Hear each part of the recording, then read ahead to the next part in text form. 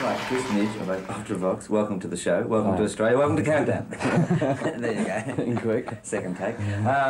Listen, Chris, tell us a little bit about the band, how it first started, name. Oh, it started about 6 years ago now. Right. And the name was, it's basically a name we thought of, and the record company hated it so much that we decided it's definitely got to be the name Right. for the band. Yeah. And we sort of were always a little bit out of time with everything else that was going on, you know. So although we was like the punk thing was contemporary to us, we was never actually involved with it, you know, as such.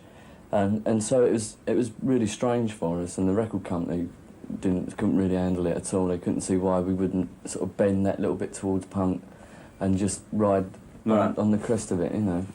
So we decided to more or less always try and maintain our own way the whole time. The first thing that happened in '77 when the punk thing emerged was there was meant to be no rules and you do exactly what you want. Basically. But that was rubbish because, you know, the first rule was you had to be stereotyped, you had to look like a punk, you had to sound like a punk. Yeah. So that was really limited.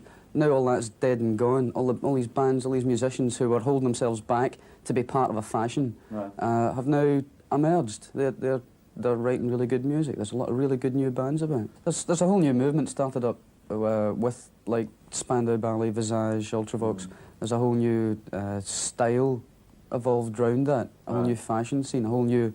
There's a lot of clubs now. All the violence things disappeared, I'm glad to say. Right. Kids are into dressing up and just going out and having a good time. Well, this is what Spandau Ballet was saying, of where, like, you know, it's back to sort of like people being proud of what they're wearing, you know, their clothes, the fashions and everything like that. Did you feel that within music, I mean, that again there can be some sort of progression through this period? I think a lot of it actually goes back to sort of the earlier punk stuff, because like the companies now actually have taken notice of it, and I mean that was the start of opening everything up. Right. And now it's got to the point where it's not a fashionable thing anymore, and everyone's aware that it should be more open. Like before Christmas, there were one in the English charts. There wasn't one disco song, which has been like the first Christmas for 10 years or something, you know. I wish you luck for the rest of '81. I mean, you've hit up with a really good start. You can't do much better than the first couple of weeks and have a hit single in the charts, can you? And you must come out. Club 2. Oh, right. That'd be good. Well, yes, Adam and the Answers to take over the charts and that. And do come down to Australia sometime. Will do. All right. And when you come down, you've got to be on the show. Right. All right. Thanks, Chris. Thanks, Midge. Cheers.